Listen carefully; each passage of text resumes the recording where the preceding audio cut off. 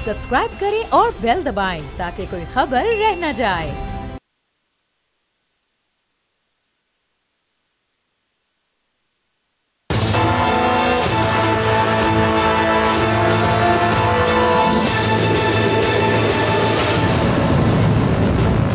बिस्मिल्लाहिर्रहमानिर्रहीम, अस्सलाम वालेकुम। मैं आपका मेज़बान समी इब्राहीम और आप देख रहे हैं programme तज्ज़िया।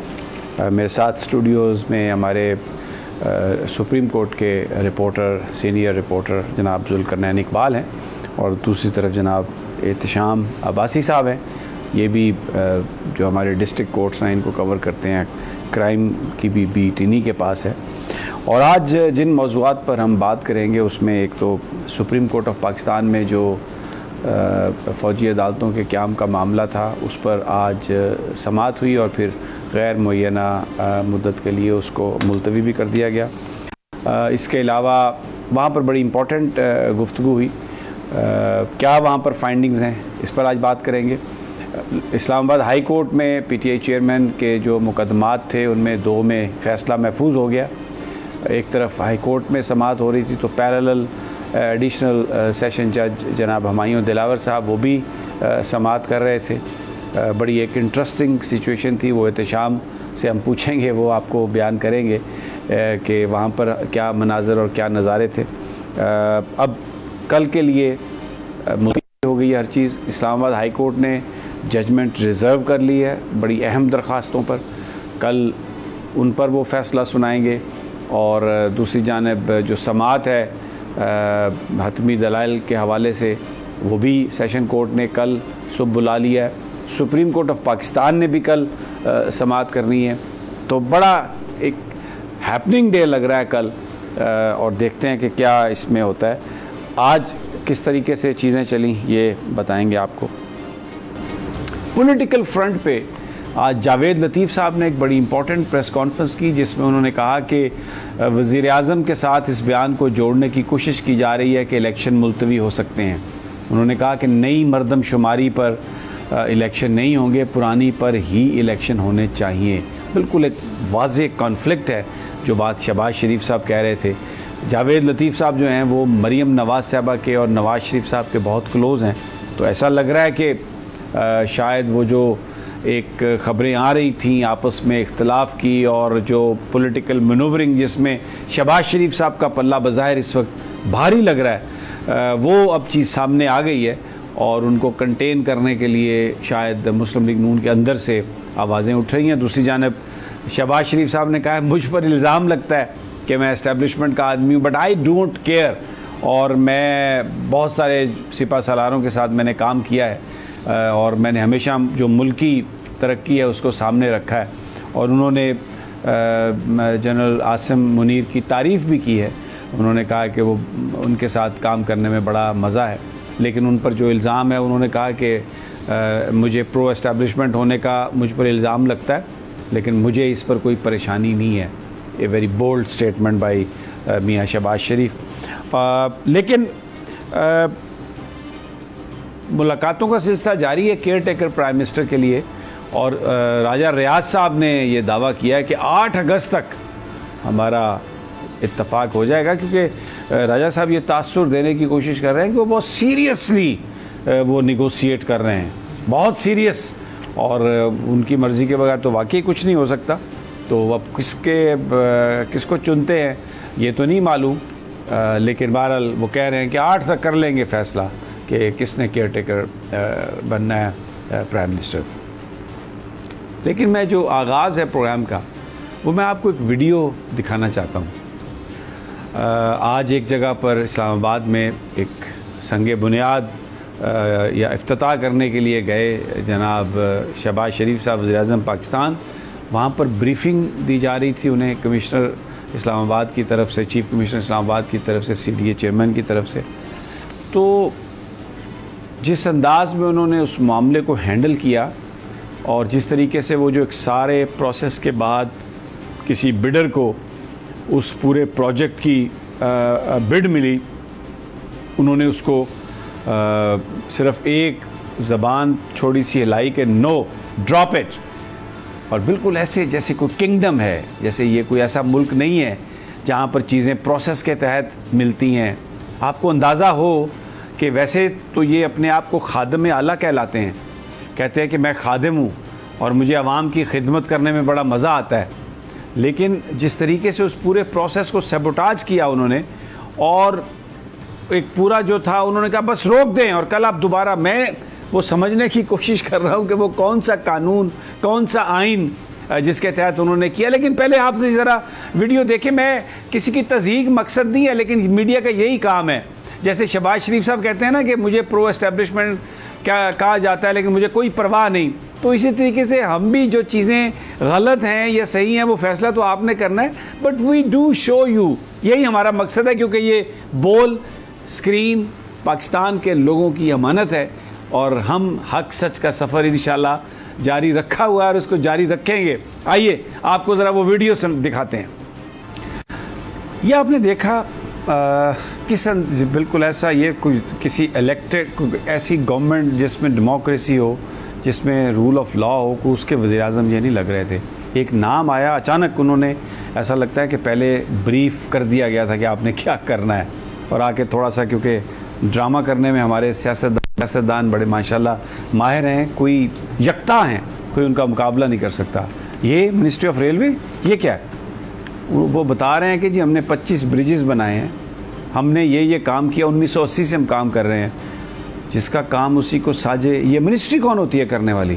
No no no no no, ये उंगली आपने देखा कैसे हिल रही थी, ऐसे ऐसे ऐसे ऐसे। अब पता नहीं क्या ब्रीफिंग थी, किसको ये ठेका देना है, क्या वो यानी वो कह रहे हैं कि तमाम जो प्रोसीजर है उसको पूरा किया गया है, कोई उसकी अखबार में इश्तिहार होगा, फिर उसमें बिडिंग हुई होगी, वो तीसरे यानी लोएस्ट बिडर थे 3 बिडिंग कंपनी में, उनको उन्होंने बिड दी। तो मैं नहीं जानता इनको ये कौन है वो अभी, लेकिन आप ये this is the state of affairs कि आप किस तरीके से जाते हैं और उसके बाद आप एक बादशाह की तरह, नहीं ये नहीं होगा, मुझे दें ब्रीफिंग आके, और कहते हैं मैं वहाँ पर पंजाब में मैं 13 साल रहा हूँ, मैंने तो नाम ही नहीं सुना। भाई अगर आपने नाम नहीं सुना था, इसका क्या हो सकता है? वो कोई ऐसे लोग हों जो को कमीशन वमीशन दिए बगैर अपना काम करवाते हों, ईमानदार लोग हों, तो जाहिर है हुक्मरान उनका नाम कहाँ सुनते हैं। तो आज जुल्करनैन ये आप कोर्ट को कवर करते हैं, इज दिस द वे? ये आपको नज़र आता है कि ये कोई मुल्क मुहज़्ज़ब मुल्क है जिसमें रूल ऑफ लॉ है, कोई ज़ाब्ता है, कोई इसमें कायदा है? बस एक आदमी जो वज़ीर-ए-आज़म है वो आएगा और वो देखेगा और वो कहेगा कि ओ नहीं नहीं नहीं नहीं नहीं नहीं नहीं नहीं नहीं नहीं नहीं। देखिए समीर साहब, वो जो उन्होंने कहा ना मियाँ साहब ने कि जी मैंने 13 साल पंजाब में काम किया, इनको मैं जानता ही नहीं, तो अच्छी बात है, इनका जानना भी नहीं चाहिए था। उसकी वजह यह है कि वज़ीर आला ने या वज़ीर-ए-आज़म ने ठेके नहीं देने होते, ये जिस इदारे ने देने होते हैं बिडिंग करके, उनका जानना ज़रूरी है। जिन जो पब्लिक इंजीनियर्स हैं जिन्होंने एवेलुएट करना होता है कंपनी की अहलियत को कि क्या ये ब्रिज बनाने के लिए रखता भी है नहीं, वैसे तो हर बंदे मिस्त्री बन के आ जाएगा, इनकी कैपेसिटी है या नहीं, ये टेक्निकल काम है। पूरे जो इंजीनियरिंग होती है हमारी, इंजीनियर एनालाइज करते हैं उस कंपनी की बिड को कि ये क्या कर सकते हैं, इसकी कॉम्पिटेंसी है भी नहीं, खाली पैसों को नहीं देखा जाता। वो जो एक्सपर्ट्स होते हैं उनका काम होता है बेसिकली। तो मियाँ साहब जानते हैं नहीं जानते उससे फ़र्क नहीं पड़ना चाहिए था, लेकिन उन्होंने कहा जी क्योंकि मैं नहीं जानता कि ये बंदे कौन है इसलिए नहीं होगा। और पेपरा रूल्स हैं जिससे कम्पीट करके सारे आते हैं।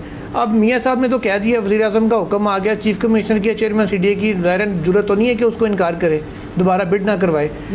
अब होना ये है कि सबसे पहले तो जब ये डिक्लेयर करेंगे कि बिडिंग गलत हुई थी, गलत कंपनी को ठेका गया था, इसका मतलब है कि आंखें खुलेंगी और इंक्वायरी होगी कि कैसे गया था, क्यों गया था। अब फिर कोई बकरा भी आगे करना पड़ेगा, जिसके गले में तो डालना है ना कि इसने गलत कर दिया था, सारा पैसे लेके किया या वैसे किया, तभी तो गलत हुआ, तभी लीगल कवर मिलेगा कि जी गलती होगी जब दोबारा से बिड करके किए। ह्यूमन एरर तो इसको नहीं कहेंगे हम। नहीं, अब मेरा सवाल ये है कि अगर ये कोई ऐसा मुल्क जहाँ पे रूल ऑफ लॉ होता, तो जो ब्यूरोक्रेट्स थे वो भी क्या इसी तरह सहम जाते? कायद-ए-आज़म का क्या ऑर्डर है कि कोई इल्लीगल जो अहकामात हैं वो आप किसी के ना माने, आप कम से कम उन्हें बताएं कि ये बात ऐसे है। मैं बहुत सारे पुलिस ऑफिसर्स को जानता हूँ जिनसे कहा गया कि आप ये करें, उन्होंने कहा जी आप हमें ट्रांसफ़र कर दें, ये काम हम नहीं करेंगे। बड़े अदब से एक साइड पे हो गए। ये नूरुल अमीन महंगा साहब जो हैं ये बहुत अच्छे ऑफिसर हैं। पंजाब में जब ये फूड अथॉरिटी में थे तो इन्होंने कमाल का काम किया था, और अभी भी CDA में भी इन्होंने he is one of the honest लेकिन वो ये भी बड़े स्ट्रांग है और उसकी बुनियाद सिर्फ वो ये है कि ये काम करने पे बिलीव करते हैं। और वज़ीर आज़म ने कहा, उन्होंने बीच में कहा कि ये खड़े हैं, आप इनसे पूछें, यानी उन्होंने अपनी एक कोशिश की कि इन्होंने सारी रिक्वायरमेंट पूरी की है, लेकिन जाहिर है एक अदब भी आपने करना है, Obviously. कोई अनारकी पैदा नहीं करनी यहाँ पे। But look at the conduct of the prime minister, this is how a prime minister acts, कि आप यूँ नहीं मुझे नहीं पता, तो ये कैसे हो सकता है, ये उनका काम किसी को साझे, मिनिस्ट्री ऑफ रेलवे कैसे ये कर सकती है। ओ भाई, कंपनियां मुख्तलिफ कंपनियां बनाती हैं, तो अगर उन्होंने कवायद और ज़वाबित के मुताबिक एक बिड हासिल की है तो उनको काम करने देना चाहिए था। मैं ये कायद-ए-आज़म के फरमान के अलावा सुप्रीम कोर्ट की बड़ी मशहूर जजमेंट है अनीता तुराब केस से कहते हैं, जिसमें सुप्रीम कोर्ट ने बाकायदा ये इफ्तिखार चौधरी साहब की सरबराही में बेंच था, उसने ये होल्ड किया है कि कोई भी जो ब्यूरोक्रेट है वो इलीगल ऑर्डर मानने का पाबंद नहीं है, और अगर वो इलीगल ऑर्डर नहीं मानता तो उसके खिलाफ अगर कोई कार्रवाई इस वजह से होती है कि इसने इलीगल ऑर्डर नहीं माना, तो वो कार्रवाई ऑटोमेटिकली रिवर्स तस्वुर होगी। रिवर्स। अब मैं अब देख लें कंटेम्प्ट किस पे लगनी है। मैं तो देखें, हमने तो ये स्टोरी इसलिए शामिल की है कि अगर कवायद और ज़वाबित की पाबंदी करते हुए कोई कंपनी आ गई है और उसमें कोई एनॉमली भी अगर कोई आई है सामने, तो उसका एक प्रोसेस होगा कि जिसमें आप जो एनॉमली है उसको आप डिटेक्ट करेंगे। अब सिर्फ वज़ीर आज़म साहब बिल्कुल ऐसा लग रहा था ब्रीफ होके आए हुए थे, यानी किसी और कंपनी ने वारदात, बज़ाहिर मुझे लगता है, मेरी असेसमेंट है, गलत हो सकती है, कि कोई और कंपनी जो थी जो इसकी बिड लेना चाहती थी लेकिन वो लोएस्ट बिड नहीं दे सकी, उन्होंने कहीं से ये चीज़ दिमाग में किसी के डाल दी और उन्होंने आके नाम सुन के, यानी रेलवे ये कैसे है, इसको हटा दें, no no no no no, इसको नहीं मिलेगी, नहीं, ये जिसका काम उसको, पता नहीं क्या कुछ बोल दिया उन्होंने। बहरहाल ये स्टोरी मैंने सिर्फ इसलिए इसमें शामिल की है ताकि पाकिस्तान के लोगों को पता चल सके कि यहाँ पर ये काम किस तरह किया जाता है, किस तरीके से अपनी पसंद नापसंद को इम्पोज कर दिया जाता है और फिर बाद में कोई उसकी रिस्पॉन्सिबिलिटी नहीं लेता। दूसरी खबर जो है उसकी तरफ हम चलते हैं, और उसमें आज जावेद लतीफ़ साहब जो वज़ीर हैं, उन्होंने एक प्रेस कॉन्फ्रेंस की जिसमें उन्होंने कहा कि नई मरदमशुमारी के तहत इलेक्शन नहीं हो सकते, इसलिए कि उससे इलेक्शन ताख़ीर में चले जाएंगे, और मुस्लिम लीग नून ताख़ीर नहीं चाहती, इसलिए पुराने जो मरदमशुमारी है उससे इलेक्शन होंगे। और ये वज़ीर आज़म साहब के बयान के साथ ये बात जोड़ने की कोशिश की जा रही है, ये गलत है, हम इस चीज़ को नहीं मानते। जैसे ही ये प्रेस कॉन्फ्रेंस शुरू हुई, क्योंकि वज़ीर थे और प्रेस क्लब में बात कर रहे थे, तो पूरे मीडिया ने दिखाया, यकीन करें, the moment he utters these words, तकरीबन 1.5 मिनट के अंदर अंदर जनाब हर जगह इश्तिहार शुरू हो गए, वज़ीर साहब पता नहीं अकेले ही रह गए वहाँ पे बात करते हुए, और मीडिया सारे का सारा निकल गया। जुल्कर है सर, वज़ीर साहब की बात से मैं एग्री करता हूँ। नून लीग नहीं चाहती कि इलेक्शन डिले हों, शीन लीग चाहती है, इसलिए उन्होंने बात की कि पहले नई मरदमशुमारी हो, उसके तहत नई हल्का बंदी हो, तब हों। तो मियाँ साहब की तो ये ख्वाहिश है कि एमक्यूएम उसमें सबको राज़ी रखे, लेकिन अभी इस वक्त तो शीन लीग जो है वो प्रिवेल करती हुई नज़र आ रही है। सर इक़्तिदार में शीन लीग है ना इस वक्त, नून तो नहीं है। नून तो बेचारे नून गुन्ना बन गए, जाहिर है वो तो अभी तक गेम में नहीं हुए ना। आज वो नज़र आई हैं हमें, मरियम साहबा लाहौर में एक बच्ची का, वो साथ अंकल परवेज़ रशीद खड़े थे, वो जो तशद्दुद केस जो है, और उसमें आके उन्होंने पॉलिटिकल कोई बात नहीं की। बिल्कुल मुझे ऐसे लगा जैसे कोई एनजीओ रन कर रही हैं, एक्टिविस्ट हैं, और बस पोली हल्की हल्की सी और इस तरह की गुफ्तगू। तो मुझे लगता है कि शीन लीग जो है ना इस वक्त पूरी तरह छाई हुई है। सर पहले तो क्योंकि ये तासुर था कि जी मरियम साहिबा को बोलने से मना किया गया, नहीं मुझे लगता है अब तो उनकी गवर्नमेंट है, अब तो खुद से वो मर्जी से क्यों खामोश है। बादशाह साहब आपको क्या लगता है? वो एक तो मियाँ साहब वाली इन्होंने बात की है, तो शायद थोड़ा सा मेरा उसमें मुख्तलिफ है कि मियाँ साहब की आदत है हमेशा जब वो प्रेस कॉन्फ्रेंस करते हैं या तकरीर, तो आखिर में वो माइक गिरा देते हैं, तो ये इस तरह का स्टैंड था, क्योंकि कंपनीज़ को जो देना होता है उन्होंने वो पहले ही डिसाइड होता है, और नूरुल अमीन मेंगल साहब इतने पावरफुल नहीं है कि मियाँ साहब की मर्जी बगैर वो किसी को चीज़ दे दें, तो वो चीज़ें पहले सेटल होती हैं। तो दूसरा ये बच्ची का जो मामला है, तो मरीम नवाज़ साहिबा भी जो हैं वो उनकी कोशिश यही होती है कि कोई ऐसी जगह जहाँ से हमदर्दियाँ मिलें, और अल बच्ची वाला मामला है, क्योंकि जय साहब वाला मामला हम इसमें मुसलसल देख रहे हैं इस केस को, तो इसमें ज़रूरी नहीं है कि सारा केस जय साहब का वही जो है इसमें जिम्मेदार हैं। उस बच्ची के वालिदैन भी जिम्मेदार हैं जो अट्टा कट्टा किए हुए और उस बच्ची से मुशक्कत करवा रहे हैं। नहीं, उनकी जिम्मेदारी तो और तरह से। इस वक्त बात यह है हमदर्दी के लिए दहशतगर्द और क्रिमिनल, देखें किसी को ये हक नहीं है कि, और फिर जज उनके घर में एक बच्ची जिसकी एज कम है वो जॉब करे, अच्छा चले वो जॉब हो रही है, फिर उसके बाद जो उसके साथ तशद्दुद किया गया, तो वो एक ऐसी चीज़ है एहतशाम जो जिसको कोई हम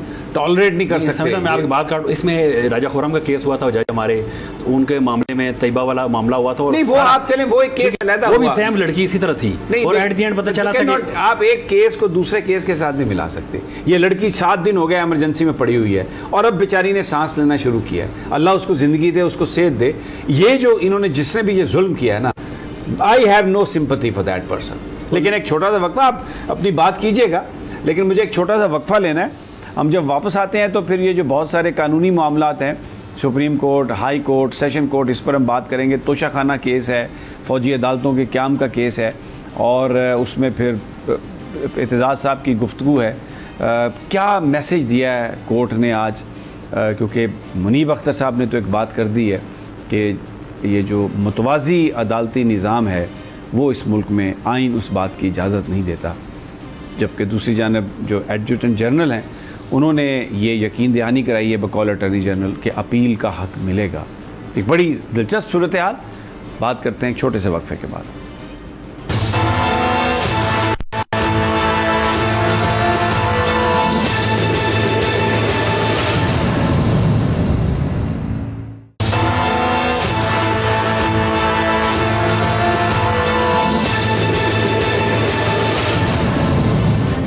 वेलकम बैक नाज़रीन। पाकिस्तान के अंदर जो कुछ हो रहा है, सियासत, कानून, आइन, इंतखाबात, उस हवाले से हम बात कर रहे हैं।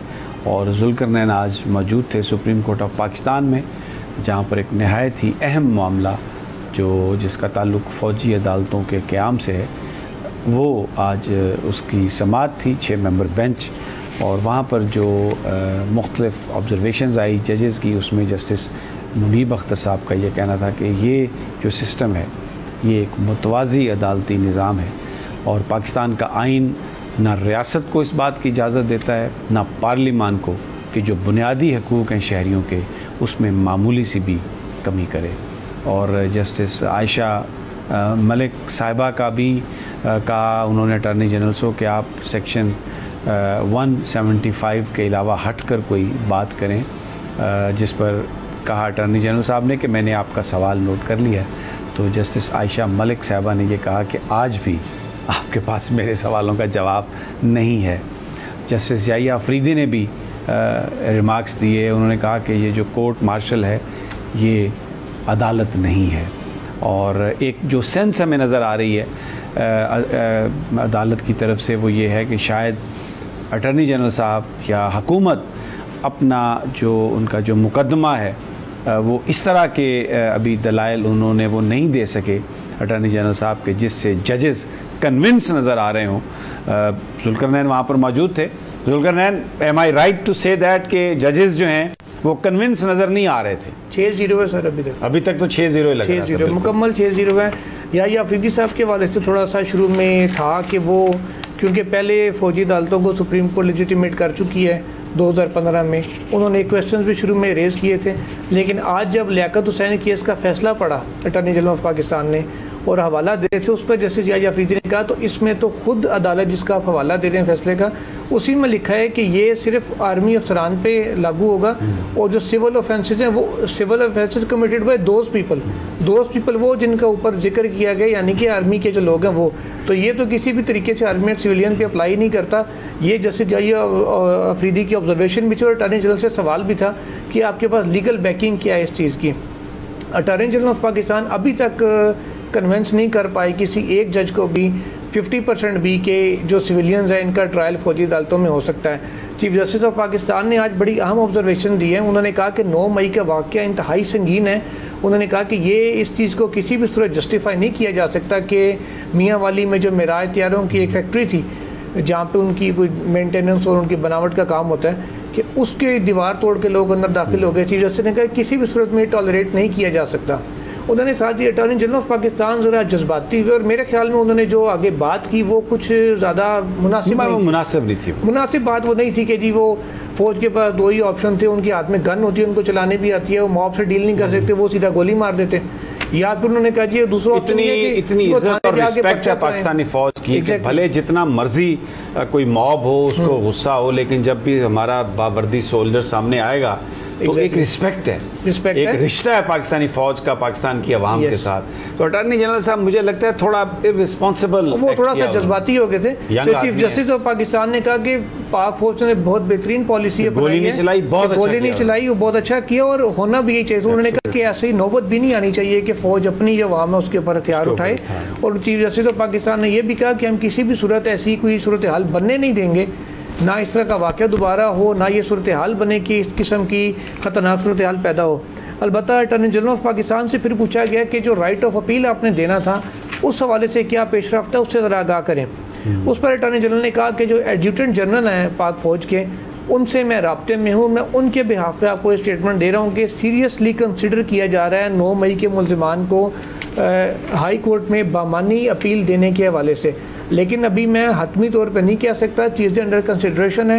उन्होंने आज फिर अपनी कल वाली बात को कहा कि बहुत से सेंसिटिव ये मामला इसलिए कि कुलभूषण जैसे जासूस भी पकड़े गए हैं और दहशतगर्दी में मुलविस लोग भी पकड़े गए हैं जो कि आर्मी एक्ट के अंडर आते हैं, जिनका ट्रायल आर्मी जो कोर्ट्स हैं उनके अंदर होता है। ऐसी कानून साजी जल्दबाजी में नहीं करना चाह रहे, ये बेहतियाती में नहीं करना चाह रहे जिससे उन मुल्क दुश्मन अनासिर को फ़ायदा पहुंच सके। लिहाजा अभी गौर किया जा रहा है और संजीदगी से किया जा रहा है, एहतियात से किया जा रहा है। जो भी सिचुएशन होगी अदालत को बताएंगे। अच्छा, उन्होंने आर्मी की आला क़यादत की बिहाफ पर, क्योंकि फिर जब ये मामला 2 हफ्ते से 4 हफ्ते के दरमियान जा रहा था, उन्होंने कहा कि मैं यकीन दहानी अदालत को फिर से कराता हूँ फौज की आला क़यादत। उन्होंने चीफ जस्टिस ने पूछा किसके बिहाफ पे यकीन दहानी करेंगे, उन्होंने कहा जी जो आर्मी की आला क़यादत है उसके बिहाफ पे मैं आपको यकीन दिला रहा हूँ कि कोई ट्रायल भी सुप्रीम कोर्ट के एतमाद में लिए बगैर शुरू नहीं होगा। और उन्होंने साथ ये भी कहा कि जो हम चीफ जस्टिस ने ऑब्जर्वेशन, उन्होंने कहा जो राइट टू अपील की ये बात कर रहे हैं ये इनकी ख्वाहिश है गवर्नमेंट की और इदारों की कि हम इनको ये दे दें। अगर वो ये अपना केस बेहतर करने के लिए देना चाह रहे हैं तो उनकी मर्जी है, हमारी तरफ से नहीं है। फिर अटॉर्नी जनरल ने आगे से कहा कि ये अदालत की वजह से हम दे रहे हैं सारा जो कुछ। अच्छा, एक जो इम्पोर्टेंट बात जो मैं देख रहा था कि जस्टिस आयशा मलिक साहबा के उनके जो सवालात हैं, मैं आई एम रियली इम्प्रेस्ड कि वो बड़े बीच में से वो लेके आती हैं बात को। उन्होंने कहा कि कोर्ट मार्शल अगर आइन के तहत कायम अदालत नहीं है तो फिर उसे क्या समझा जाए। तो अटॉर्नी जनरल साहब ने कहा कि कोर्ट मार्शल ट्रिब्यूनल है जो फ़ौज को पेशा वराना अमूर की अंजामदही और डिसिप्लिन यकीनी बनाता है। इस पर फिर जस्टिस आयशा मलिक साहबा ने कहा कोर्ट मार्शल अगर ट्रिब्यूनल है तो ये शफाफ ट्रायल के बुनियादी हक से कैसे महरूम कर सकता है। उन्होंने साथ ये भी कहा आयशा मलिक साहिबा ने कि अगर तो ये सिर्फ डिसिप्लिन मेंटेन करने के लिए तो फिर इस पे सिविलियंस का इतलाक इस पे कैसे हो गया, सिविलियंस का कौन सा डिसिप्लिन आपने मेंटेन करना है। वो बार बार आ रही थी इस चीज़ के ऊपर कि अदालतें पाकिस्तान के आइन के मुताबिक वही हैं जो आर्टिकल 175 में जिनका जिक्र है, मातहत अदलिया होगी तो उसके ऊपर हाई कोर्ट उसकी सुपरविजन करती है, उसके बाद हाई कोर्ट से फैसला सुप्रीम कोर्ट में आता है। और बड़ी इंपॉर्टेंट ऑब्जर्वेशन यहाँ पे चौधरी इत्तेजाज अहसन की जो बातें वो कर रहे थे, वो जो सेंसस और उसकी जो बात हो रही है निगरानों की, कि कौमी असम्बली की नशिस्तों की तादाद में तब्दीली आइनी तरमीम के बगैर मुमकिन नहीं है। फिर कहा उन्होंने कि निगरान हुकूमतों को गैर आइनी तोसी दी जा रही है, असम्बली को नहीं दी जा सकती।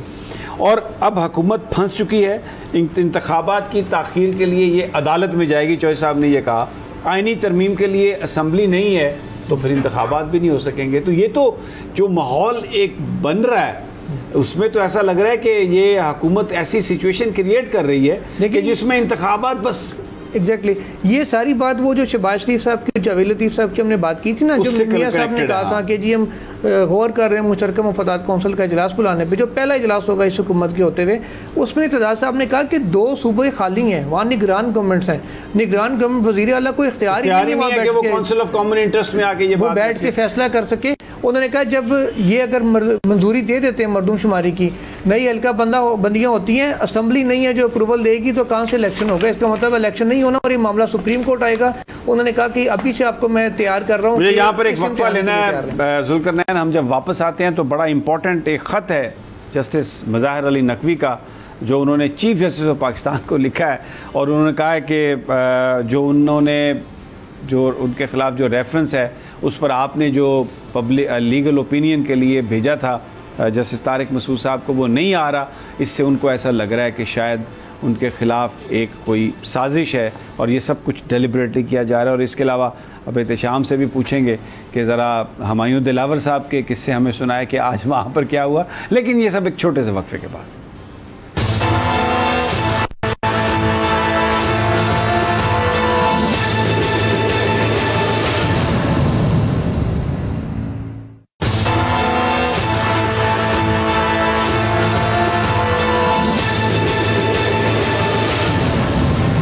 वेलकम बैक नाज़रीन।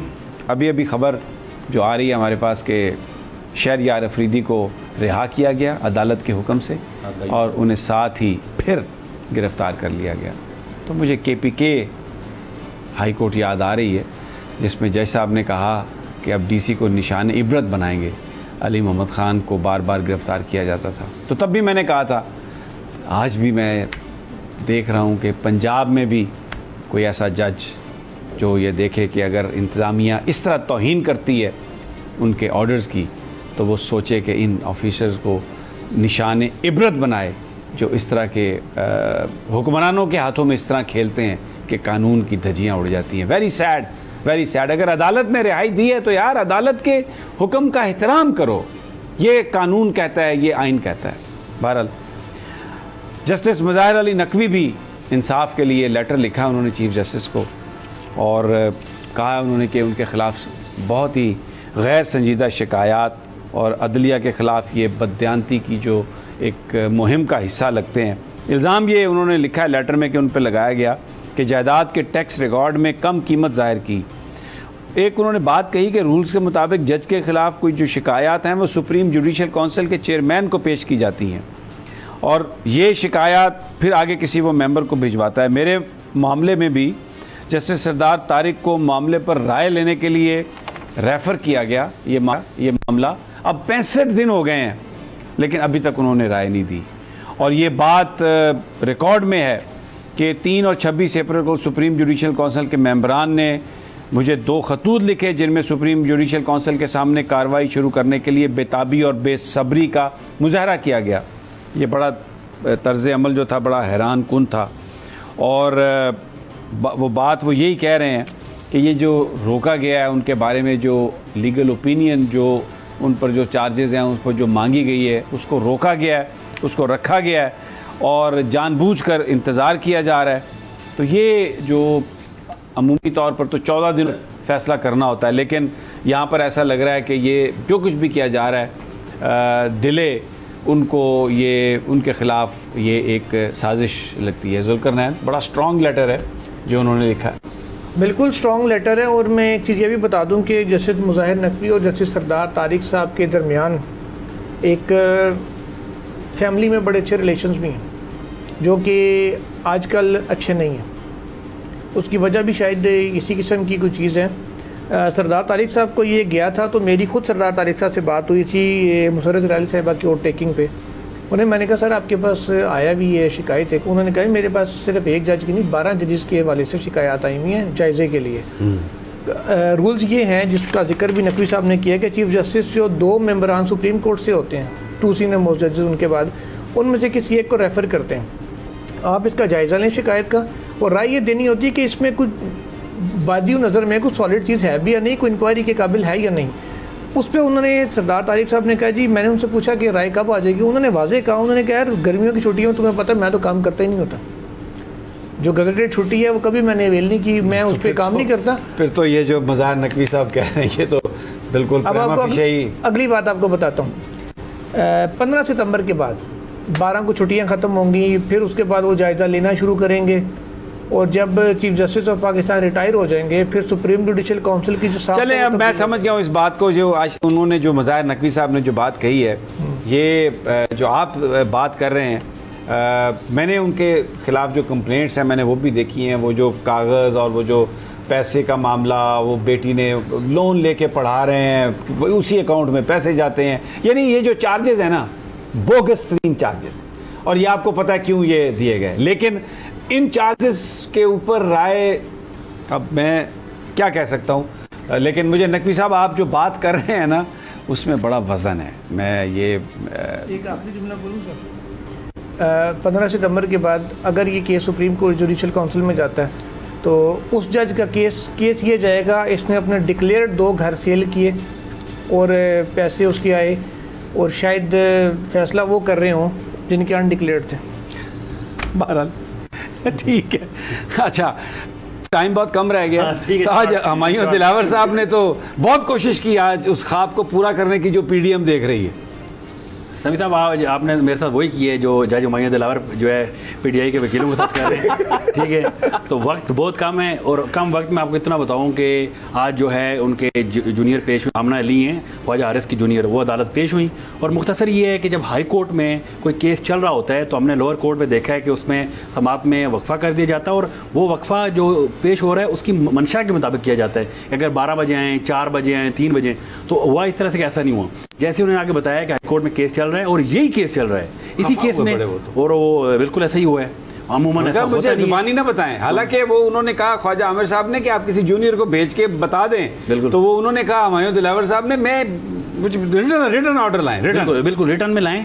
और हालांकि पता चल रहा है किसी केस में, अच्छा वो जल्दी में है हमारे साथ उनका, क्योंकि आपको कल फैसले महफूज हैं आमिर फारूक साहब के पास भी और नीचे भी, नीचे अच्छा सुप्रीम कोर्ट जो है वो भी कल सुनेगी, तो अब क्या होगा? अब देखें कल 8:30 का टाइम दिए हुमायूं दिलावर साहब ने और हाई कोर्ट में केस ही 10:30 बजे शुरू होना है। आप मुझे बताएं 8:30 बजे ये जाएंगे तो इनको ये कहा जाएगा कि रिटर्न में दें, रिटर्न में, तो जब 10:30 बजे वहाँ पे समाज शुरू होगी तो उससे पहले ये क्या देंगे? बहरहाल वेरी इंटरेस्टिंग, टाइम ख़त्म हो रहा है लेकिन ये हो रहा है पाकिस्तान की अदालतों में और जज खुद बेचारे इंसाफ लेने के लिए मारे फिर रहे हैं और बस अजब तमाशा है। इजाज़त दीजिए, कल फिर इंशाल्लाह मुलाकात होगी। अल्लाह निगहबान।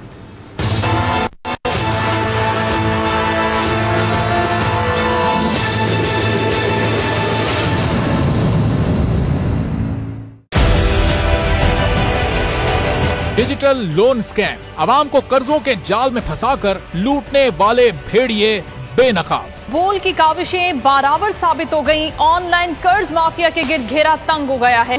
बोल ने दिया अपने आवाम का साथ, उठाई इस स्कैम के खिलाफ आवाज। बोल की डिजिटल लोन स्कैम के खिलाफ आगाही मुहिम की सबसे बड़ी ट्रांसमिशन 59% आवाम ने देखी अपनी स्क्रीन पर, क्योंकि बोल है पाकिस्तान का नंबर 1 न्यूज चैनल। सब्सक्राइब करें और बेल दबाएं ताकि कोई खबर रह न जाए।